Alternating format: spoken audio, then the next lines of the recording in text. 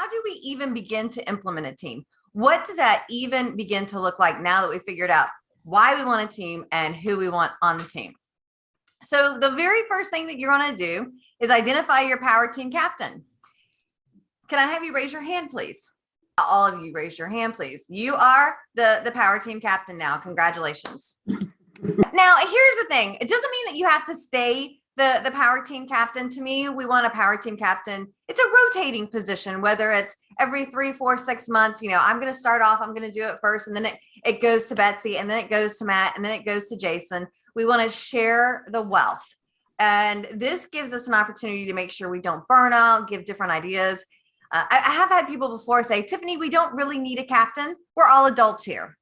Yeah, we know how that goes. I think it usually is good to have somebody be the captain, though it doesn't have to be a dictatorship. So you may start off as our leader, but it doesn't mean that you have to stay the leader. Do me a favor in the chat box. What are some other advantages to having a leader that is changing as we go through it?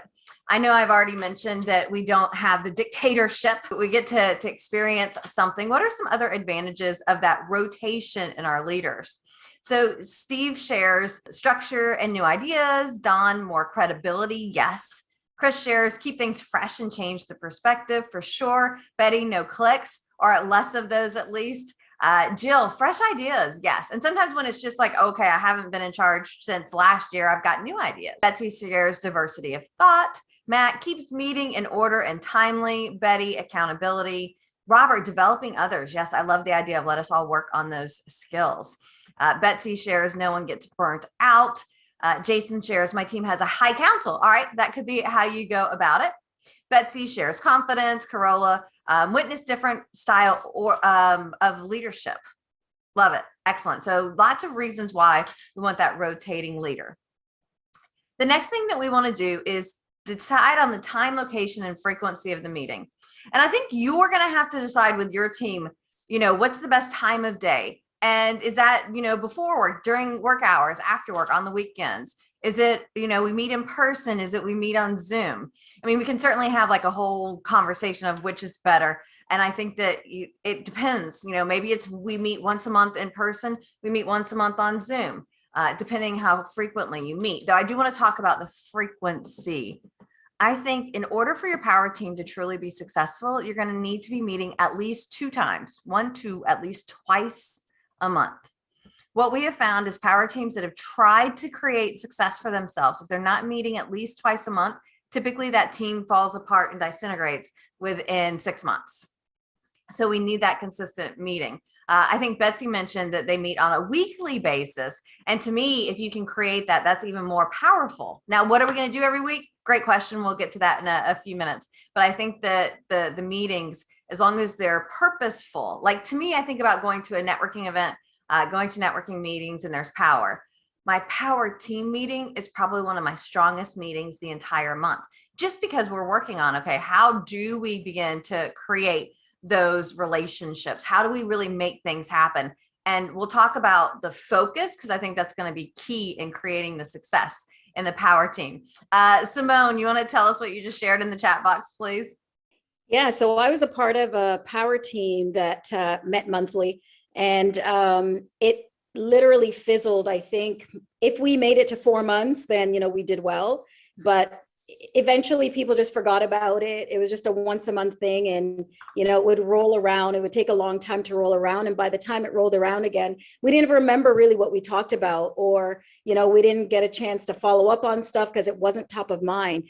And then the power team that I was in that met twice a month, you had to follow up because, you know, in like 2 weeks, we're going to come back and we're going to talk about, so how did that referral go? Do you have any referrals, you know? And so it was more, you felt more accountable because it was happening more often. Awesome. Thank you so much for sharing. Next on our list of things to do when implementing a power team is decide on the most wanted team members. You have your list of professions that you're looking for. Maybe work with your power team members and see who else is on that list and get started with the inviting, which Tom's already told you how to do. Then you're going to decide on who's going to be the team trainer and who's going to be the first spotlight member. Tom's going to tell you about those in a couple of minutes when it comes to the agenda. So I know we don't get it yet, but that's going to be the first on the agenda. However, before we get to the agenda, I do want to acknowledge this is a muy importante conversation. For those of you that aren't fluent in Spanish, that's like one of the 4 phrases I know. I know more than that. But muy importante means very important, but I say it in a different language to get your attention.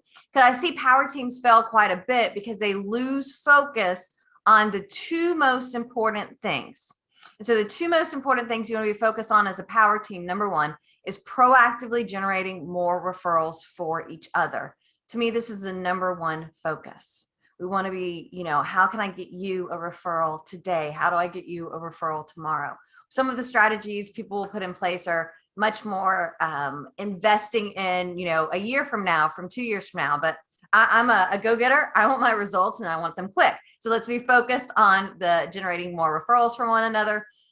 And number 2 on the list is, went too fast, is going to be increase our members. And I think it was Chris that mentioned he's a power team of 3. Kudos. I know for some people it's like, hey, I'm Tiffany. I'm a power team of 1 right now. And if we think about that, for breakfast, I get a glass of water.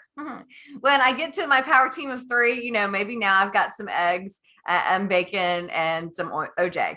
As I begin to get to, the power team of 6, then I've got my eggs, bacon, pancakes, OJ, milk. And when I start getting to that power team of 8, 10, 12 of the right people, now it's like the steak and eggs and bacon and, orange juice and mimosas and Bloody Marys and Belgian waffles with fresh whipped cream and fruit. And the calories are non-existent for this delicious meal. As we add to our team, the more robust our team, the more referral opportunities that we have. We've got these people on our team. What are we supposed to do during these meetings? Tiffany, you've told us we need at least 2 meetings a month. And typically those meetings are going to be 60 to 90 minutes. What do I do to make that meeting worth it? Because let's by show of hands, how many of you have been to meetings that should have been an email? Right. We've all been to those meetings that should have been an email. And as I mentioned earlier, we want the power team meeting to be one of the best meetings that we have all month. And so we have 2 different formats that we're going to utilize.